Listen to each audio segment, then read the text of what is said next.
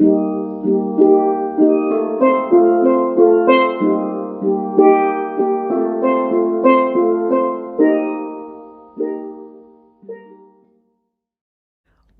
to Checking In with Dr. B, a space dedicated to live conversations with those who have found and lived their joy. Today, our guest is Josh Quillen. Josh is an all-round percussionist, expert steel drum performer, the instrument known as the steel pan in the land of its birth, Trinidad and Tobago, and composer. His collaborations with other composers frequently incorporate the pan as a core element. Josh is a member of the acclaimed ensemble Sō Percussion and has performed at Carnegie Hall and many venues across the world.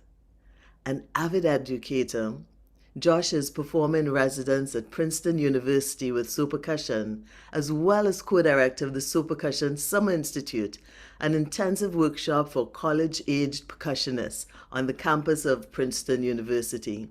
He is also co-director of the percussion program at the Bard College Conservatory of Music and is the director of the New York University Steel Band. Apart from that, he does a lot more. So we let him tell you about it. Welcome, Josh. Hi, Dr. Batson. Nice to see you. Thank you for having me. I'm honored. Oh, I'm honored that you said you'd come on. Thank you. Now, first of all, Josh, that's what I spoke about was taken from your public image. What I'd like to find out from you is about your journey to this point. Sure. And just as we proceed through this, do you prefer Dr. Batson or Don? Dawn. Don, okay. I know what you prefer privately. I just wanted, I know many of your students who refuse to call you Don, and so out of respect for them, I just want to, I wanted to make sure. You can call me Dawn, you can call me Dr. B, you can call me that woman across from me right now. I'll never do that. Sure. I did one tiny. This is not your fault. The website needs me, or my bio needs updated. I'm no longer teaching at Bard College. I just couldn't juggle all of the commuting. But Eric and Jason had that up still. So just wanted a little point of clarification there. But that's on me, not on you. I need to update that. Good. Well, one thing, Josh. You spoke about Eric and Jason. Could you say who they are? Yes, sorry. Eric Chabich and Jason Truding are two of my bandmates in Sō Percussion. They also run the Summer Institute with me. We teach at Princeton together, so they're one of two of the core members of Sō Percussion, and they teach up at Bard College together now. And since you spoke about two and you're three, it's a quartet. Sorry. So who's the fourth? I don't want to be remiss and leave out the best one, Adam Slowinski. Adam is the fourth member, not in any particular order, and he also teaches at Princeton with us there as well. So, in terms of my journey, just to actually answer your question, my journey was it's a long sort of pinball bouncing around with a lot of sort of random fortunate events that I had no control over at the time, but I'm very grateful for now in hindsight. I keep thinking of that book Outliers by Malcolm Gladwell, where he talks about, yes, Bill Gates does what he does and has, innovated the personal computer, but he also his mom worked at the University of Michigan, where she had just had the key to the computer lab, so like imagine if he was born in Des Moines, Iowa, and his mom worked at the local slaughterhouse. No, there's no value judgment here. I'm just saying, like, his life would probably be drastically different, because of some things he had no control over. But those things that did come across his plate, those opportunities were things that he reached out and grabbed. And that's something that I've always had imparted on me by my teachers ever since day one, including first with my mom.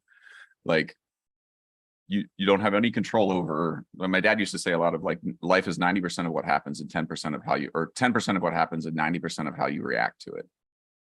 And so for me, I was always just like, oh, grab anything that comes, like, whatever comes across your plate, grab it. One of the first things as a young kid growing up that I saw musically was a steel band in Dover, Ohio, which is where I'm from. It's now not all cornfield, but when I was a kid, it was basically all cornfields. And my who was the high school percussion instructor at the time, also the middle school band director. Her name was Joan Wenzel. She went to the University of Akron, studied with Larry Snyder, worked closely with Cliff Alexis when he first started being involved there. And just because she's, again, this is all pre-internet, she's like, well, I guess I'll just keep doing this, like this is part of my life now. And so she started a steel band at my high school. And they came and played at the sort of like instrument petting zoo that happens in the 5th grade music educational ecosystem, where you come in and you're just like on the trombone, B or reap, and then you go on the on the strings and you make a sound on the clarinet or whatever. And there's somebody whose poor job is to spray antiseptic on everything, like as part of that day, there was a steel band performance. And I just remembered sitting there being like, I guess this is normal. Just like the trombone, the steel pan must be just another thing you can do. But I was like, I can't believe someone gets to do that for a living. Joan Wenzel gets to talk about pan all day. Like, that's crazy. Of course, that's not the only thing she does all day. But as a 5th grader, I was looking at that and just totally gobsmacked, because I saw my parents, who both worked, my mom was a school teacher. My dad sold trucks at the end of his life, but worked for 7-Up bottling company. It was like basically like out the door at 6, home at 7 every day, manual labor.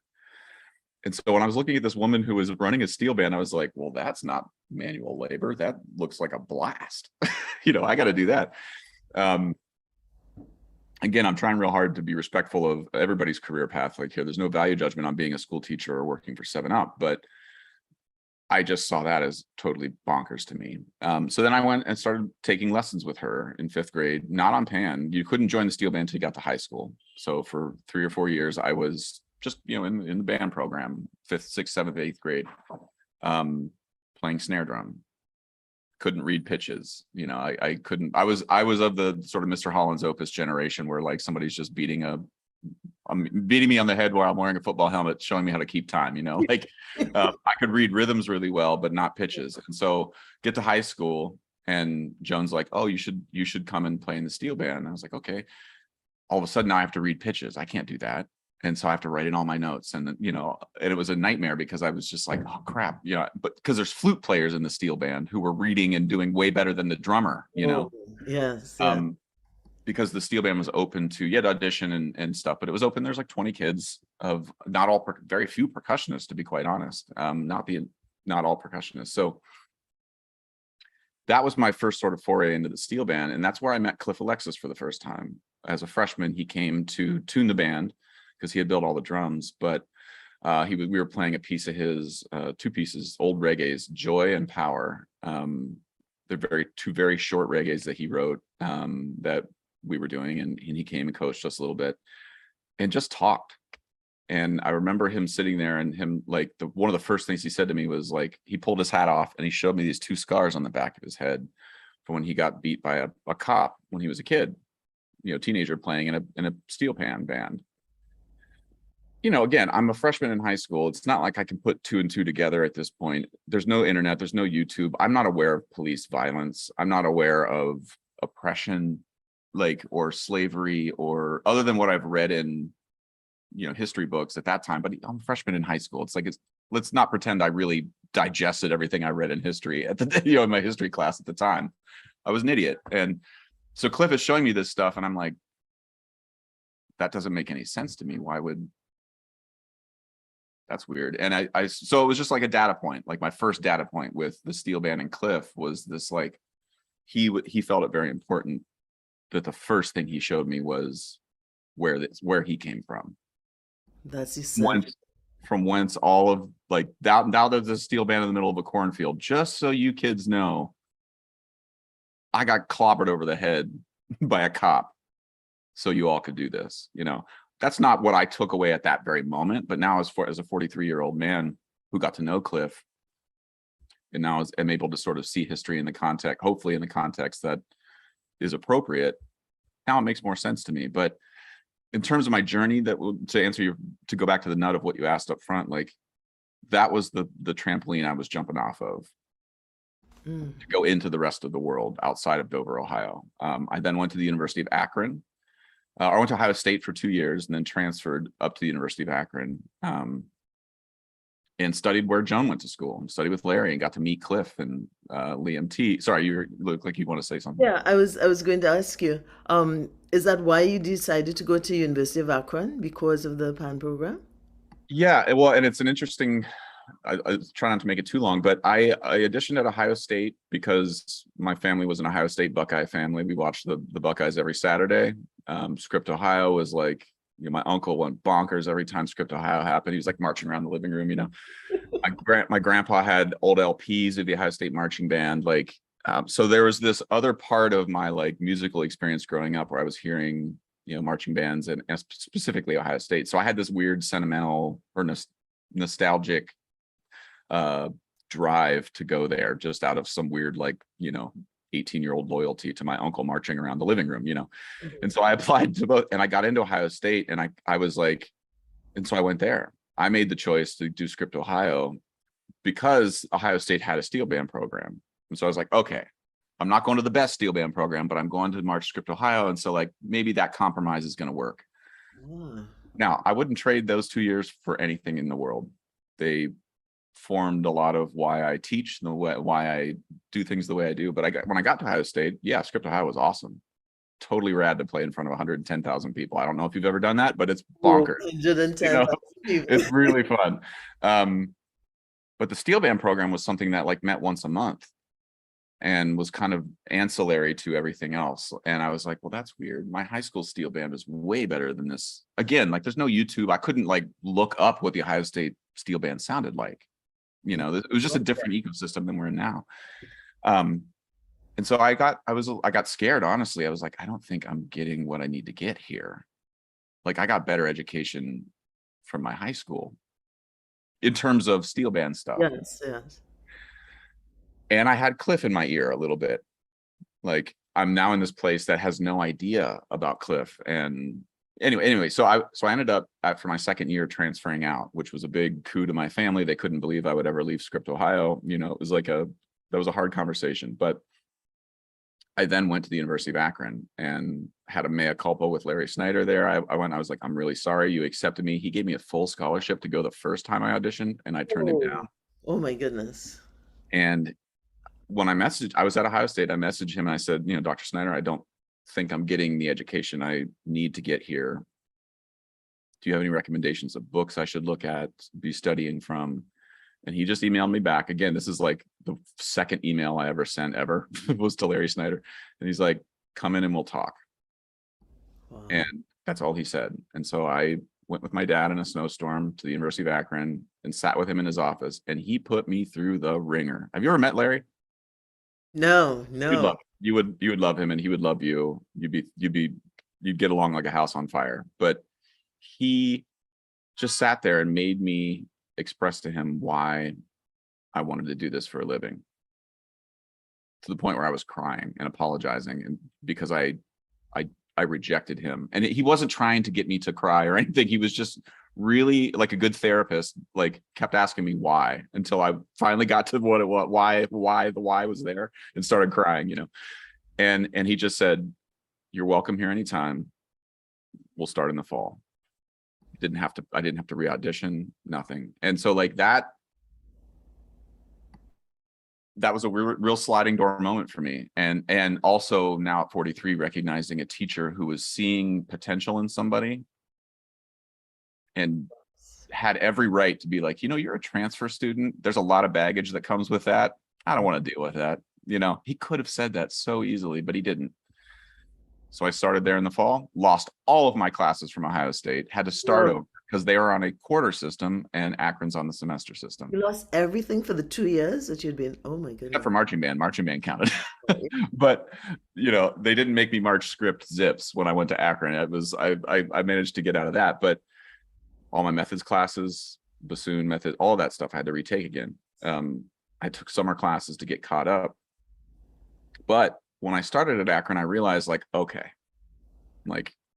there are levels to the steel band game. Now I've climbed up a few rungs here to a different level, where now it's not just Cliff every year. Now Bugsy Sharp's coming through, and Earl Rodney and Liam Teague, and Victor Provost and Mia Gormany Benjamin. And like now the sort of frequency with which folks from that culture are crossing my path Right.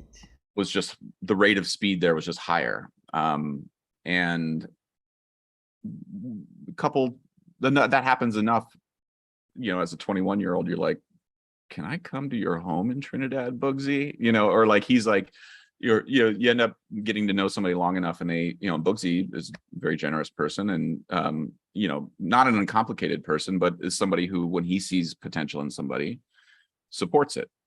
And Whether that's Glenn Bugsy Sharp, you know, one of Trinidad's prolific pan performers, composers, arrangers, an yeah, amazing for individual. folks who don't know who he is, if you've got 20 minutes you don't know what to do with on YouTube, just look up Bugsy and watch somebody play something, and he's somebody for whom there's no filter, he has no barrier in his way to do what it is he wants to do in his brain, and that's like seeing a unicorn. So I highly recommend it.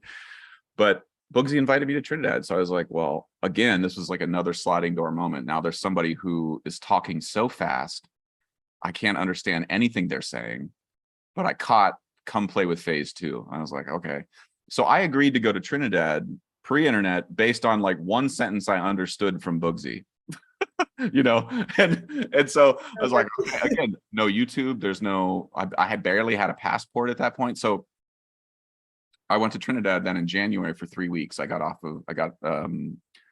permitted to leave class for 3 weeks to go do research in Trinidad, which was, I had to really spin it so that they're like, you're going to the Caribbean in January? Sure, you're going to go do research. That sounds good. To get out of Akron, Ohio, which is just the pits of hell during January and February. So I went down for 3 weeks and showed up to FaZe's yard. Like, again, I couldn't text Bugsy ahead of time to be like, hey, just landed, you know, or whatever. There was no Instagram story of me landing in Trinidad. It was just like, I showed up at FaZe's yard. He puts me in front of Almond St. Rose, who's the seconds captain at the time.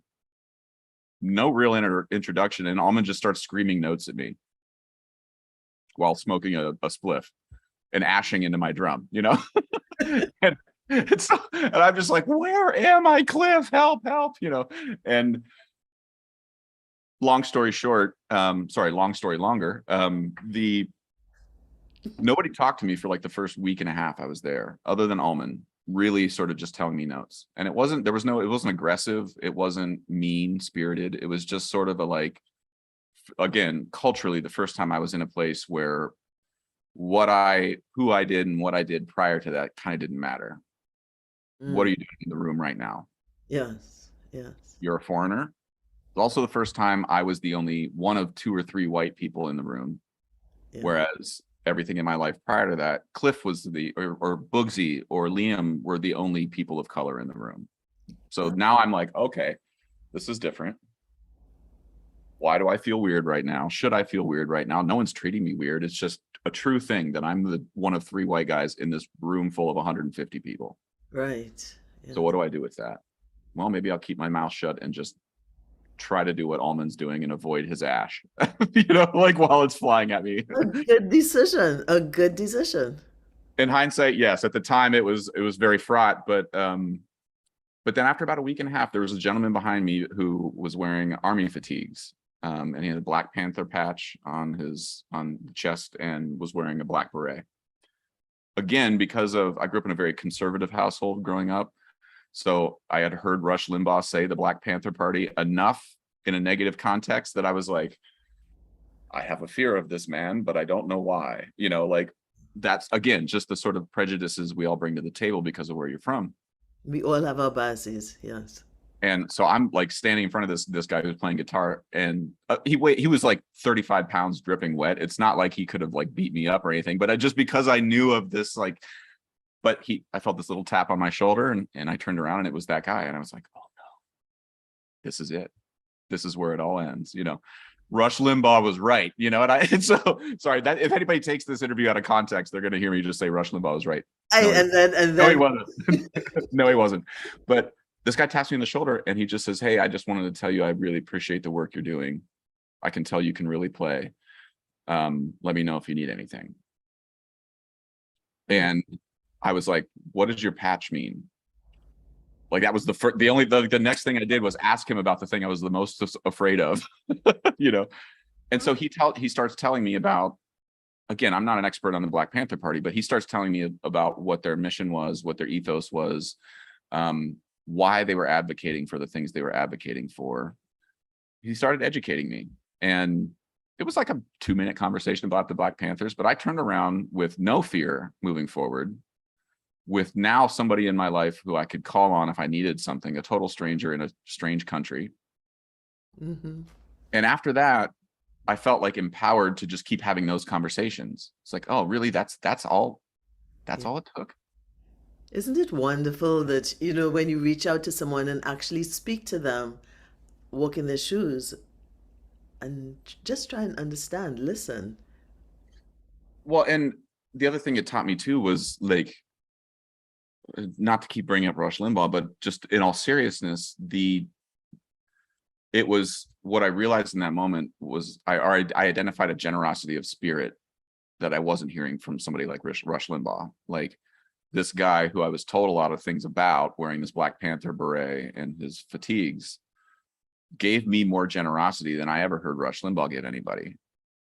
And frankly, gave me more generosity than a lot of the white folks I knew who hated the Black Panthers. Like I was like, well, wait a minute, this Black Panther's being nicer to me than most folks I hang with. So what this dissonance is strange, Yes. So that generosity of spirit is something that I really sort of, my radar for that got tuned in that moment. And it appears in different ways with everybody, but to me, that was something I really took away of, like, you can have really strong feelings about anything, whether it be politics or race relations or whatever. But when the rubber meets the road, your willingness to have a conversation with somebody has got to be at the top of the pile.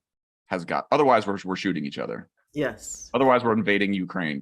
Like there's got to be a generosity of spirit in the way we proceed here. So the rest of the 2 weeks was just more of that, like just more conversations. It's like it opened a floodgate, and all I had to do was just not mess it up. Right. And so I went home. My worldview was completely changed. I really wish you would interrupt me and talk, because your voice is way soothing, way more soothing than mine, and you probably have more interesting things to say. But I want to hear from you. The final piece of the puzzle for me in terms of an awareness of privilege, or I kind of even hate that word. Like I don't even know what the word is to use, but my awareness of where I sit in the world based on things I don't have control over.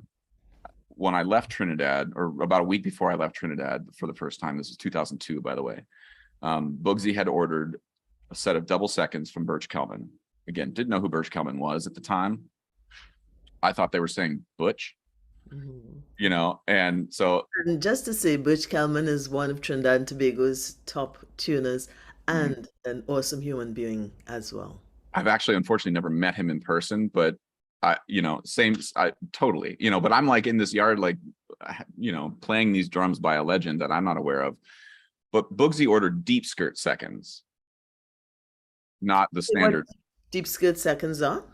It's the same exact range, same exact layout. They're just the skirt, it looks like a guitar, basically, a guitar pan. And they're just darker, and you can really push them hard. Like they make a lot of sound, and a lot of the way Bugsy writes for seconds in particular, because that's kind of his main instrument.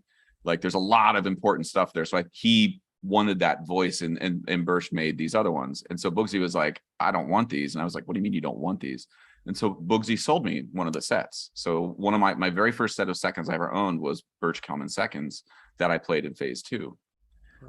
I remember giving Bugsy the money, putting them in the cases, and walking to the hotel with my drums. And as I was leaving Phase's yard, Almond St. Rose, Earl, Charles, who was the other section captain, a couple young kids were all just looking at me going like, what are you doing? And I was like, oh, these are mine now. They're like, those are yours? It's like, yeah, I paid for them. They're like, oh. And Almond was like, I'm 62 years old and I've never owned my own set of pans, and I'm from the country where this was invented. Yeah. Again, there was no animosity. It was like they were identifying that somebody was doing something in their culture and their ecosystem that they didn't have the agency and the power to do. Yeah.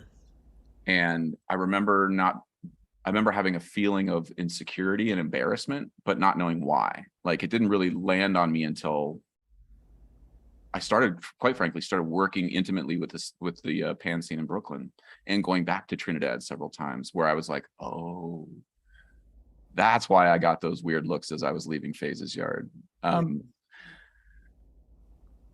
So anyway, that's just a little data point there. The last thing I did leaving Trinidad for the first time was have that little experience, and then come home and take those pans and go play like 400 luau's and pig roasts and bat mitzvahs and graduation parties and all these other things that are happening over the summer, because I'm just gigging, in Ohio, and being asked to wear a flowered shirt and like all of the things. And anyway, now that I'm 43, after going through the University of Akron and graduating there, I went to Yale to finish my master's studies. And they have no steel band program there at all. And that is where, but I did play steel drums there. I was commissioning some contemporary works because I figured, well, if they don't have a traditional steel band program, I may as well ask my weird composer friends to write stuff for this instrument. This isn't any weirder than the violin. Let's just have them write pieces for double seconds, So I commissioned a handful of pieces while I was in school, and then the job at NYU came up. And when I say job, I mean they were starting a percussion program from scratch there. There was no percussion program. And so John Haas just really? No, it was just an orchestra program just for strings. And I think somebody would come in and teach a few private lessons a couple times a month, but it was not like a formal percussion program. And so Jonathan Haas purchased a huge chunk of gear all at once so we could start this program. And then part of that, there were 5 steel drums built by Tony Reynolds. Am I saying his name? Is that his name? Down in Florida. Yeah. And John Haas knew my teacher at Yale and was just like, do you know anybody that can teach a steel band? And for whatever reason, I was the only steel drummer my teacher knew. And he's just like, yeah, talk to Josh. And so that's how I ended up teaching the steel. I would go down once a week while I was in grad school. And then I graduated, moved to New York, and just kept doing it. Now this is my 17th year at NYU. 17 years. And now we've gone from 5 drums. Now Kendall is co-teaching the course with me there. Your former student, Kendall Williams. Mm-hmm. Yep, he's now my team teacher there. And now the band is 25 players, I think, up from 5 to begin with. So and then I joined Sō Percussion as part, like right out of grad school, and that was sort of the other major part of my musical sort of job, was playing in this percussion quartet out of school. But teaching steel band and Sō Percussion is sort of where I'm at now. I know that was a long answer to your initial question, but I have a question about Sō Percussion. Mm-hmm. When you see Sō Percussion spelled, there's So, S-O, and then a little tilde over the S. What does that mean?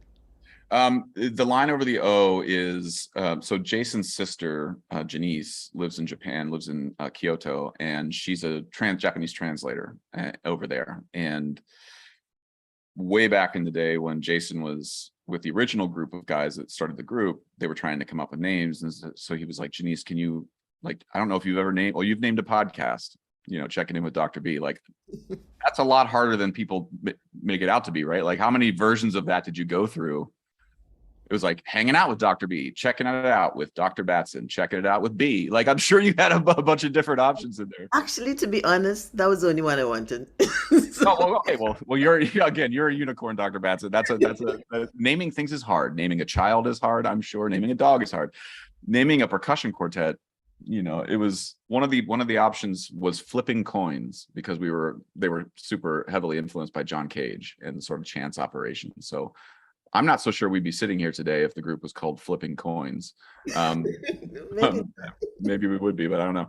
But So was a bunch of Japanese verbs that she sent. It's a root form of an old Japanese verb, sosoru, that means to offer or to give sound. And the kanji for it is a figure with its arms outstretched. So is just the sort of, again, like some true Japanese speaker is going to be like, that's not at all what it means. It means candy canes or something, you know, like um, This is what you believe it means. This is this is yeah, the this is energy that you are this is putting what I'm out. telling myself it means. So, but yeah, so basically it means to offer sound. I love that. And how did you all get together? Well, the group was initially four students at Yale that were taking percussion ensemble as a class. Like, you know, when you're studying percussion somewhere, you have to take private lessons. You take history, you take theory, but you also take percussion ensemble. Like if you're playing in a string, if you're a string instrument player, you might be asked to play in a string quartet when you're in school.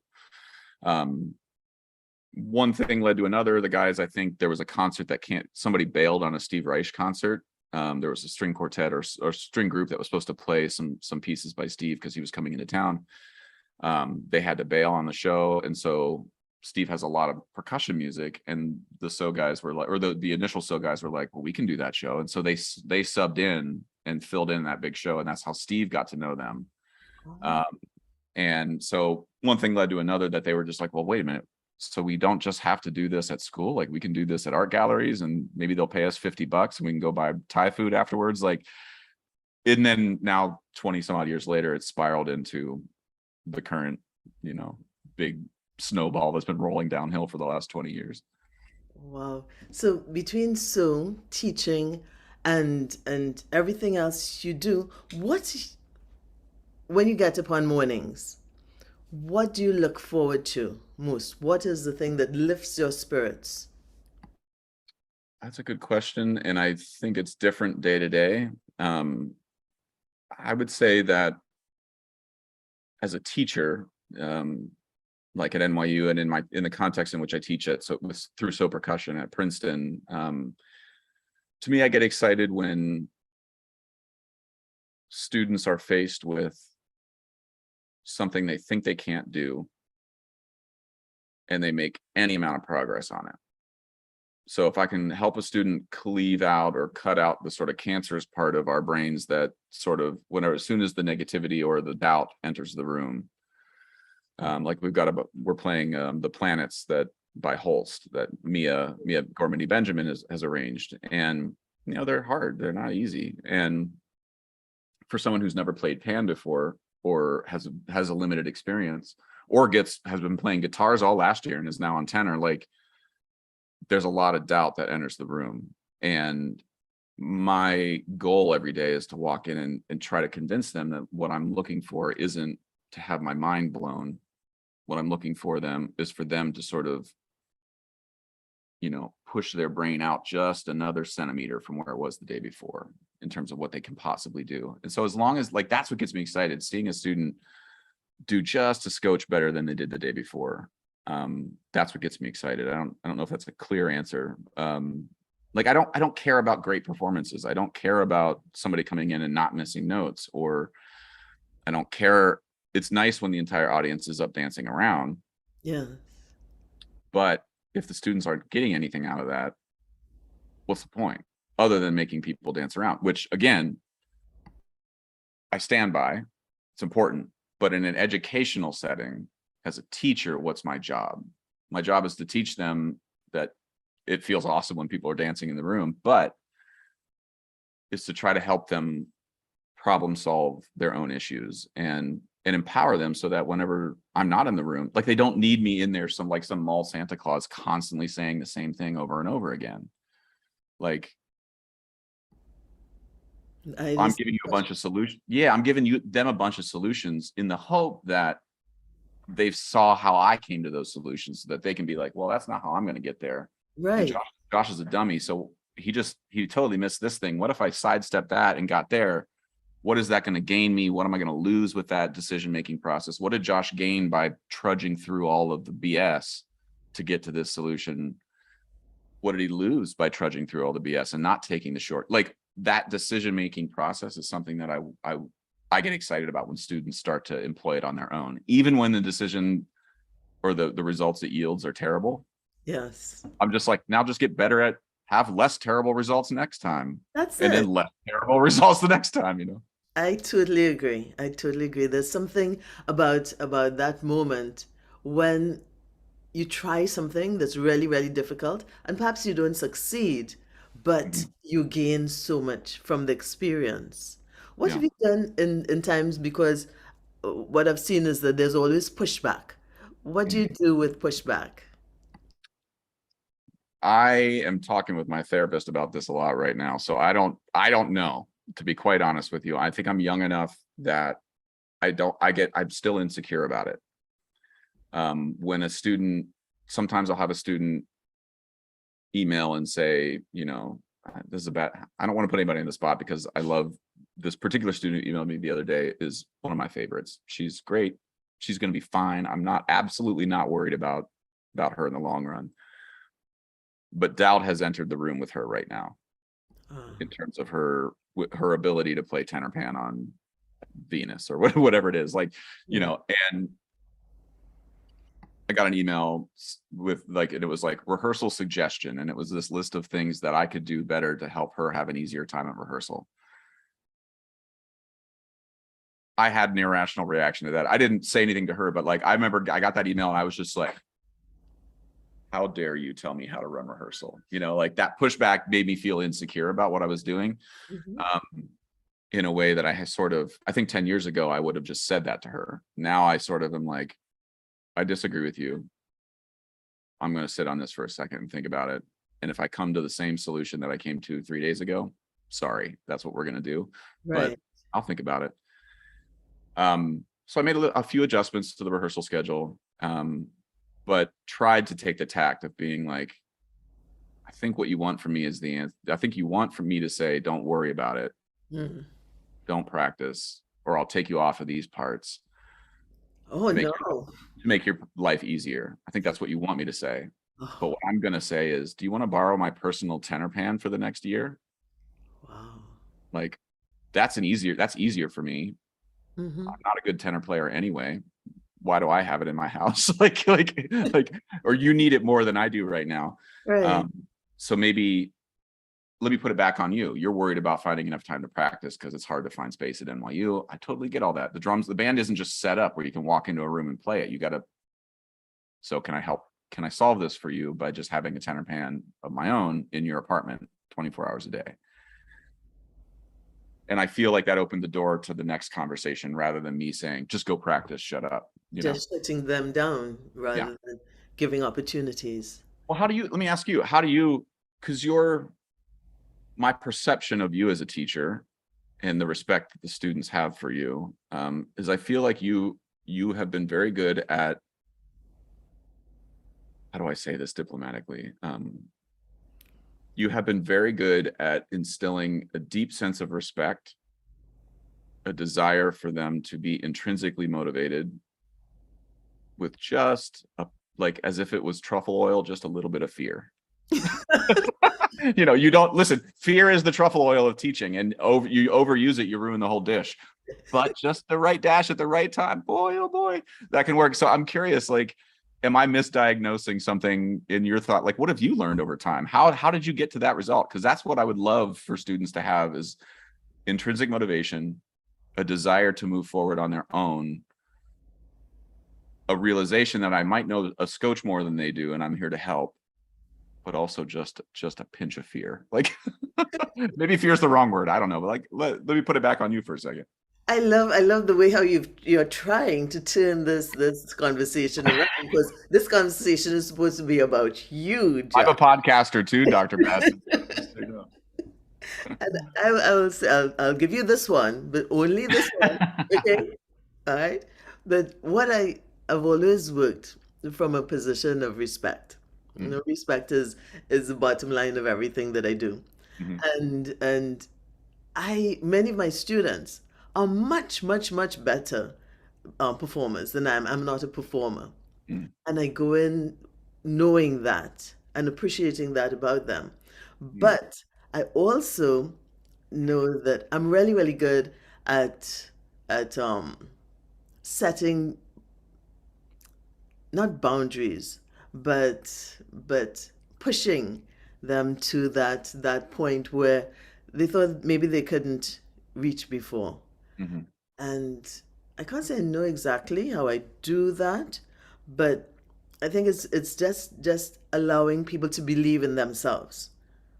because when people stop at a certain point, it's because they don't have the belief that they can go that next step. And when I make it mandatory for them to go the next step, then the decision is really taken out of their hands. You know, Mm. it's my fault. If they fail, it's my fault because I pushed them too hard. So I take that, okay, all right, I'll take that burden that if you fail, it's my fault. But in the meantime, if they succeed, it's their success.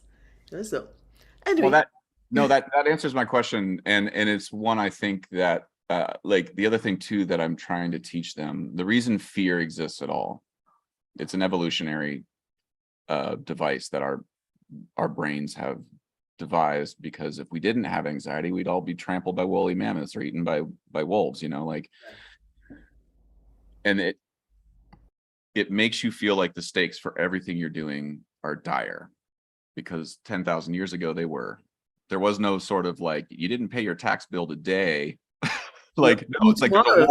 there's a wolf that just ate your newborn, so like, Yeah. sorry.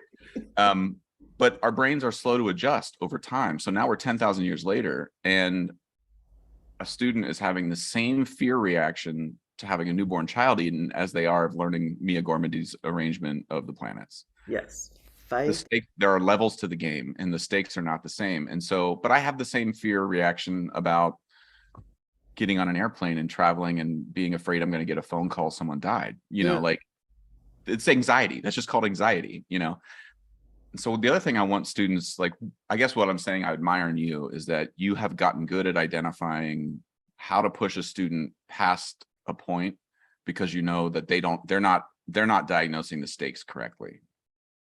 They're not seeing the, when you fail or if you fail, nothing's going to happen. Nothing's going to happen. Of course, it can happen. As you said, we're not going to get eaten. At least, most days we're not going to get eaten. Right. And now you got to, yes, of course, you don't want to walk on stage at Carnegie Hall and fail every time, because you're going to eventually not get asked to come back to Carnegie Hall. And then that means you might not be able to eat or provide for your family. But have I failed at Carnegie Hall? Uh-huh. Mhm. Have I failed in the same way twice at Carnegie Hall? No. No, because you There's always, learn. there's a million ways to fail, and I by no means have figured out every one. But I think I'm getting better at not failing twice on the same thing. And that's something that with students, I'm really trying to teach them. But that's where my insecurity is. Like I'm not so sure what the stakes are sometimes. Like, so how am I going to tell some student what it is? Yeah, I think I'm right, but you know, anyway, that's how I deal with pushback, is deep, deep insecurity, Don. Like that. I like that. Deep, deep insecurity. But so, have you ever found that there are people who kind of try to pull you back? And how do you deal with that? Because sometimes when we're reaching for those stars, there are people who are kind of pulling back, and it's maybe they want to climb or they hope you can get them to climb. How do you deal with that? I'm trying to think if, you know, again, I think I've been pretty fortunate that I don't want to dismiss that it's not been conscious on my part. I work real hard to surround myself with people who don't pull me down. It doesn't mean that the people that are attached to me some aren't heavier some days than others. But that's life. It doesn't mean that I'm not heavy for them some days. You Mhm. know, I don't want to presume that if I have a bad day that I haven't actually just subconsciously pulled someone else down and not realized it. So I work real hard to only surround myself with people who in general are at the bare minimum dead weight, Yes, I you like know, that. like, because I'm dead weight some days, just to be honest. Voila, some days. But I will say the thing that pulls me down the most, if I were to say that, like, where my deepest insecurity or my fear comes from, or where I feel the most drugged down, is social media. Mm. And is seeing the sort of, you know, my negativity bias is an evolutionary thing. And we all react, you see 100 comments, 99 are, you're amazing, you're amazing. And then one is like, quit your day job. You're like, well, I guess I should quit, you know, like That is one the one person. that gets to you. I know. Yeah, It's that's not called easily bad. it's called negativity bias. I mean, and that's like, it's just a real thing. And so I just try real hard to keep that or to identify that. And so when I see on social media things like, yeah, I'll post something about, here's the thing I did at NYU, or I was just in Trinidad with this one thing, and there's a ton of comments from Trinidadian friends of mine, and like all great, all great. And then there's one social justice warrior or social media keyboard warrior who's like, a white guy shouldn't be teaching steel pan. And that's where, like, that to me is where I feel the most pulled down, is usually by, it's like, okay, well, you just said the most obvious thing. It's like, yes, I'm white. Good job. Nailed it. How much research do you have to do for that one? Like, and then I'm being held accountable for the one thing I had zero say over, or one of the few things I had zero say over in my life, of this thing I can't actually do anything about. To me, that's what, and so then I ignore all of the support I'm getting, and I just let that drag me down. Should I be teaching steel pan? Are they right? George Floyd was legitimately murdered in the middle of the street, and this is a conversation that's happening now. Maybe they're right. I don't think they are. But how do I push back on that? Like, that's it. Not anyway. That's where my, I don't know if I'm answering your question. It's not one person. This isn't it's more of a cultural or a societal thing right now that I feel. That's where I feel the most drugged down, is every time I go there. It's like the ease with which people can diagnose. It's like, I have a pimple, so I'm going to go on WebMD, and then next thing I know, I feel like I got cancer. It's like, nope, just a pimple. Yeah. Like, you totally misread the room. And so, like, to me, that's, to answer your question, that's where I feel the most drugged down. I like your move in terms of surrounding yourself with positivity, because it is true that on social media now, with anonymity, people can say the most hurtful things without having the anything to back it up, or any actions. And I think that for me is what hurts the most, is that it's easy to just say something about someone that you don't know the depth of or what that person has gone through, and you're not doing anything concrete to help, to make a situation better. Well, So as an educator, it's one of the things I feel like it's the rub I'm feeling a little bit from, like, seeing all of the students, not all of the students, but a majority of the students participating in this online culture where, like me being in the room with Cliff, just seeing something, I'm like, well, I guess what I'm seeing is true. So I'll trust Cliff. He just told me this thing about the police that beat him. I mean, it doesn't make any sense to me, but he's not lied to me so far. So I guess I'll believe that, right? That, again, is an evolutionary thing we all develop just to get through the day. yeah. And so it's natural for students to then go online, see a huge discussion about Steve Reich, or somebody tweeted something 5 years ago, and or they see a white guy teaching steel pan or playing tabla or whatever it is, this huge discussion about how that's a shitty thing, pardon my language, that's a bad thing and shouldn't be done. I have empathy for students who see that and they're like, well, I guess that's true. Yeah. I guess that's the way it should be. And then they come in the room with me and they see this thing in front of them that's counter to what they've been seeing online. And I get it all, but like the wish for folks to have, again, to take it to like the drive online is for diversity and inclusion. I think those words don't mean what people think I think those words mean something different than what people think they mean.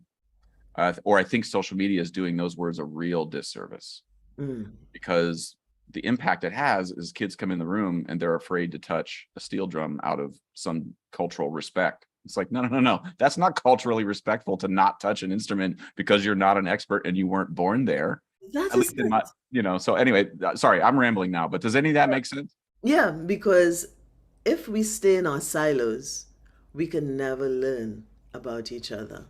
We have to, they talk about globalization, but we have to try and understand what others have gone through. And it's a form of appreciation. So learning to play an instrument that was created hundreds of thousands of miles away from where you were born is an act of appreciation. And taking that instrument to the next level, or or finding ways to help people who are involved with that instrument go to the next level, I don't think there's much more one can ask of a person in the short time that we have in this life. Well, one thing I'm that's coming to mind as you're talking, and pardon me if I may ask for permission for one more question. The Again, the thing that's come up a lot in the last couple of years that I've felt drugged down by is the sort of the phrase "do the work." Mm. I don't know what that means now. I think I know what folks want it to mean, but like the work now is just like, here's a book, read this book and you'll understand Black people, or read this book, you'll understand trans people, read this book, you'll understand the plight of the gay man. It's like, well, okay, sure, I'll read the book, but I got tired in page 1 and fell asleep. Is that doing the work? I mean, should I pick it up again tomorrow? Like, to me, where I got to the, am I perfect on all views of race and gender and all those things? No. But the work for me was standing in front of that Black Panther and trying to get the courage up to say something to him. Yeah. And then him, maybe he was having the same fear I was having. Mm-hmm. I don't know. Like, let me allow for that. Yes. But then having that conversation, dealing with taking those drums out of the yard and having people look at me, having to tease out why that felt weird to me. Yeah. I didn't read a book. No. I had a genuine experience. Having Cliff Alexis look me, having Bugsy talk to me for 3 weeks and not understand anything he's saying. Like, that wasn't an oppressive thing. But like, that's the thing. Like, I got to learn that language. Shit. Like, I don't know what that slang means. Every other word's boy. And I don't know, like, what is he asking me to do? Now at 43, I'm like, I don't know how to do this other work you're all telling me to do, because I think the work's super messy. So my question is for you, like, what does doing the work to you mean as an educator and as a student? What is the definition of that? Well, You can tell a student. I can never say that I can give a definition for doing the work. It can only be how I approach it. And I approach it in much the same way that you do. Learning about people, talking to people, just trying to understand their experiences. And sometimes, depending on the book you read, you'll have totally opposing ideas coming at you. So to me, it's trying, as I said before, to walk in those shoes. You can't always walk in the shoes, but at least if you open yourself up to speaking to people and giving them that sense, that respect, that I'm willing to listen to your story. I'm open to your story, and then I'm not going to put my biases, because we all have them, impose them on what you are and who you are. So to me, doing the work is opening oneself up to the people around you. Yeah, I've been pushed in. I mean, the best teachers I've had, and I would lump you into this, Don, not because I directly studied with you at a university, but because I have now many students who have taught me the way you taught them. Like, you know, they've showed the way they are is doing, in some part, I don't know how big or small, but because of your ethos. And so, like, you know, I'm not dumb. I can be like, oh, well, that's an awesome ethos. I should try that out, you know? But by and large, it's the teachers who will open the door, push you right across the threshold and just be like, I'll be right here if you need me, but it's your job to keep on walking. Yes. You know, I got other shit to do. I'll be on this other side of the door, but like I've already walked through this door a million times. It's your job now. That's it, because you want them to go to the next level, the level that you yourself mightn't be able to reach, because that's the work of a teacher. You have to get your students to the next level. And you spoke about generosity of spirit, and it Mm-hmm. goes in so many ways in terms of the people that you encounter, and then giving that generosity of spirit to those people that you help, that you Mm-hmm. teach. Mm-hmm. So, Yeah. and you do that. I've seen you do it, and I must say that I'm really impressed by the way that you offer yourself and your experience and your your knowledge to those who are coming along. So, on their behalf, thank you. Well, I appreciate that acknowledgement. I think you need to come see me teach more than one time, because I think if you saw me enough, you would see me on a bad day too. And We all have bad days. Yeah. The days where my weakest days as a teacher are usually where if I say the words in the real world, Mm, that's me using a crutch and being frustrated. Everything is the real world. Whether you're at NYU or you're 43 paying taxes, like it's all real. To me, I get scared for my students, mm, and that's where where my weakness is when again, it's like fear. My fear then isn't like, oh, I'm worried they're not going to be able to walk on stage without anxiety, and it's that they're not going to be able to pay their bills. yes. And not even that I care that they're going to pay their bills playing steel pan or being in a percussion quartet full time. I don't have any interest in that being where they land. What I do have an interest in is them being able to function in a moment of stress. Whether Yes. you're working for Goldman Sachs or you're running an NGO or you're working for a nonprofit basket weaving company, like there's going to be moments where you have to deal with something that you don't want to deal with. And having that tool set is what I want them to take away. And when I see folks just leaving the tools on the table and not using them, I'm just like, don't make me worry about you. Mm.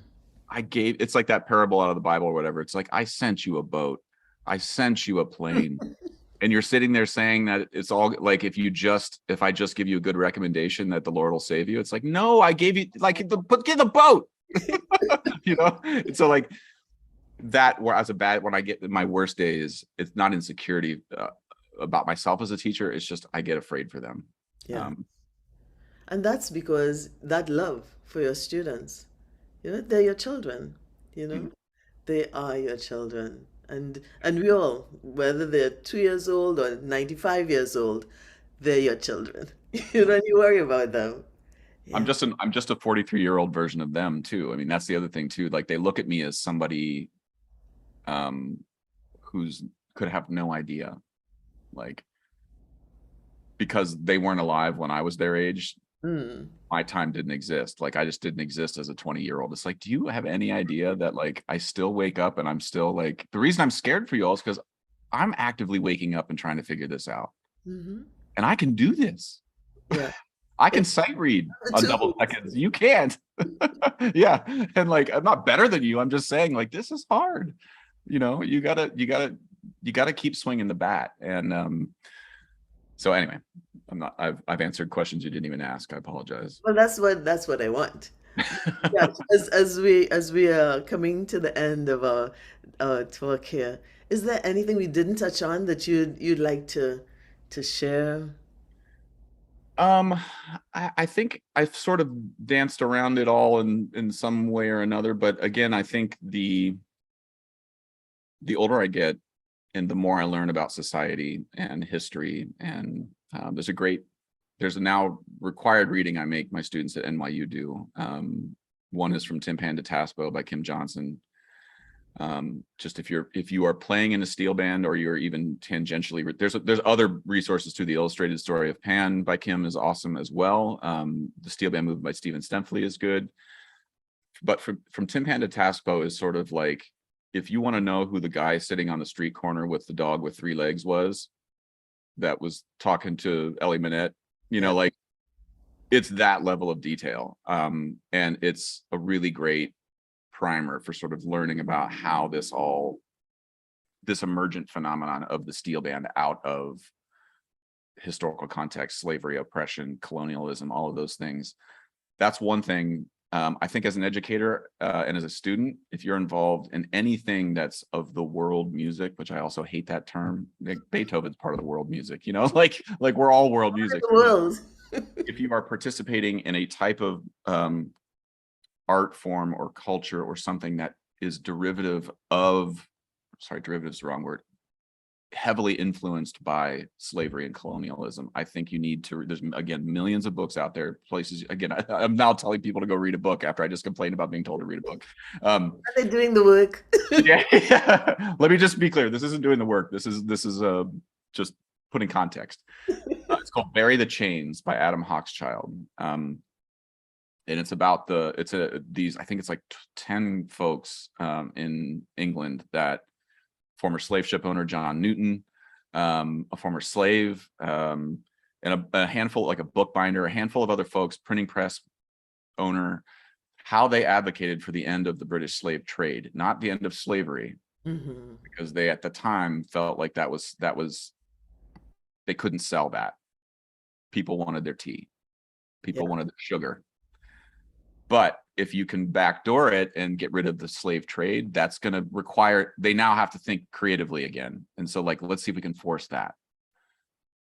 And how they won that war over like 30 years of advocacy is mind-boggling to me. As I look at the way advocacy and sort of social justice movements happen now, I feel like if people could just have a little context of how that happened in 1798 through 1834, yes, the Caribbean. To me, it blew my. The other thing it does too is it in very unflinching terms and uncompromisingly lays out what slavery was, how populations of people were treated truly, why the Black community, again, by and large, this is a stereotype, but like why there might be hesitancy around the medical field now. Again, fear and anxiety is something that it takes generations to tease out.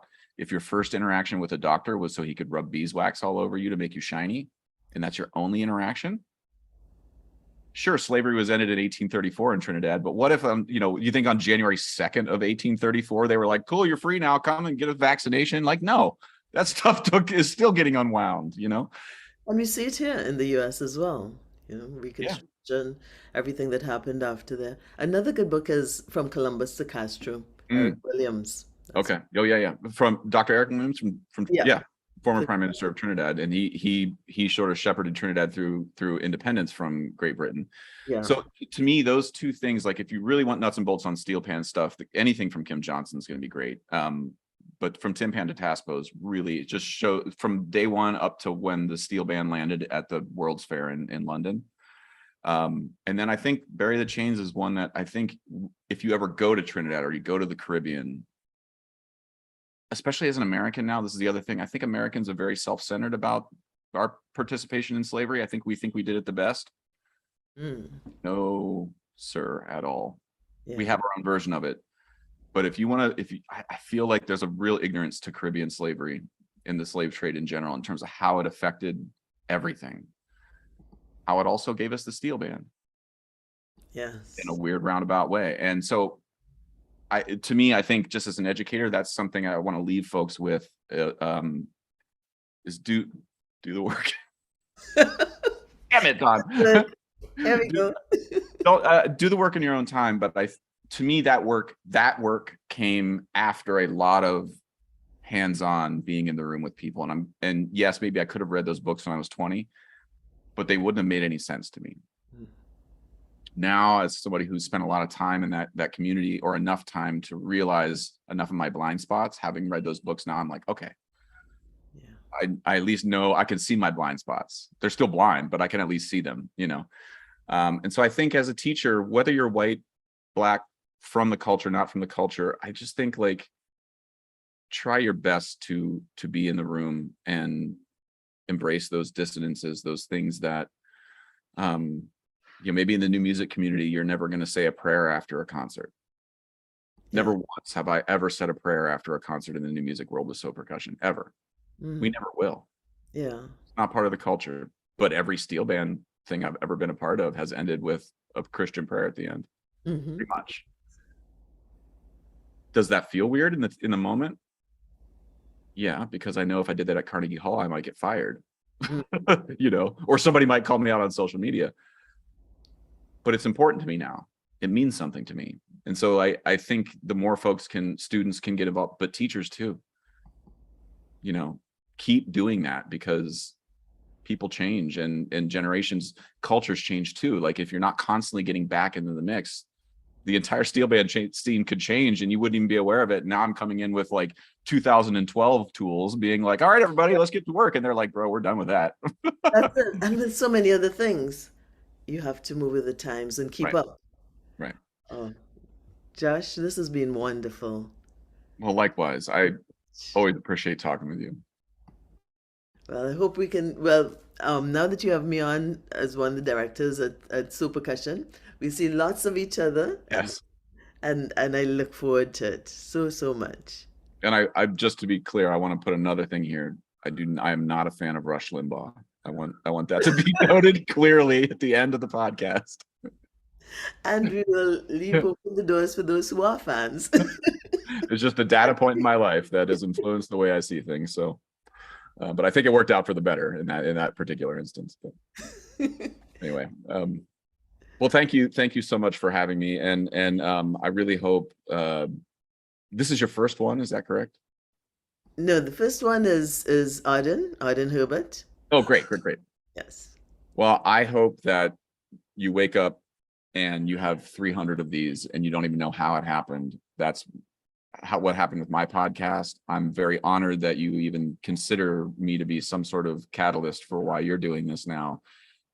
I would say of all the things I've done in my life, starting the podcast was one of the biggest money losers I do, but it's one of the things I'm the most enriched by, talking to people I know, but also talking to total strangers, unedited with all of the context.